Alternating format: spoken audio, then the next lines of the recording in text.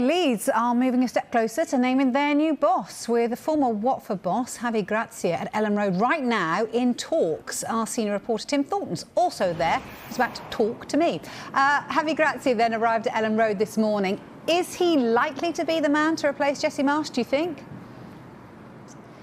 Yeah, Vicky, he absolutely is likely to be the man to replace Jesse Marsch. He arrived at around about 10:30 this morning here at Ellen Road. We got an exclusive shot of him arriving here for talks. Actually, within the last few minutes, he's just left Ellen Road. He stopped for some photographs with Leeds supporters who've congregated here outside the main entrance. So he's left in the last few minutes, but we expect this deal to be concluded very shortly and an announcement to be made. Leeds were in contact with him a couple of weeks ago. Now, we know that Leeds made a short list of candidates to replace Jesse Marsch.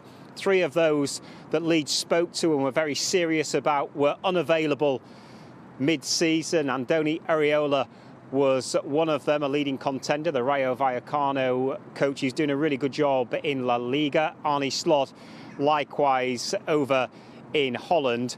Those 2 potentially, and others, might become available in the summer, but Javi Gracia is available now because he is out of work, having left the Qatari side Al Sadd back in June. Talks took place and were accelerated on Sunday night. Lee's really impressed with what he had to say and with the video analysis that he did. So discussions have continued this morning, and we expect an announcement very, very soon on this. It is a big week for Leeds, and it's been a long and at times quite frustrating search for a new head coach, but a conclusion is edging ever closer.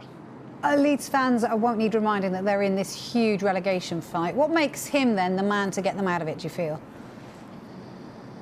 Well, importantly, he's been through this before, because when he was at Watford, they were in a relegation fight and he kept them in the division. So that's a big tick for him. We know that he's got Premier League experience, so there's another tick there as well.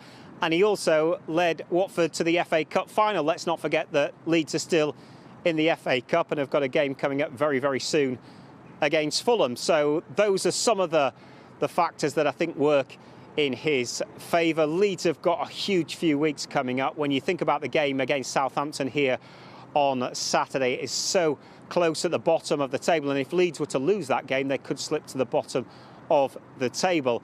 Ironically enough, his first game as Southampton manager was against, as Watford managers, was against Southampton, and they lost that game 1-0. So Leeds will be hoping that there isn't a repeat of that this weekend. But there are games also coming up against some of the big sides like Chelsea and Arsenal.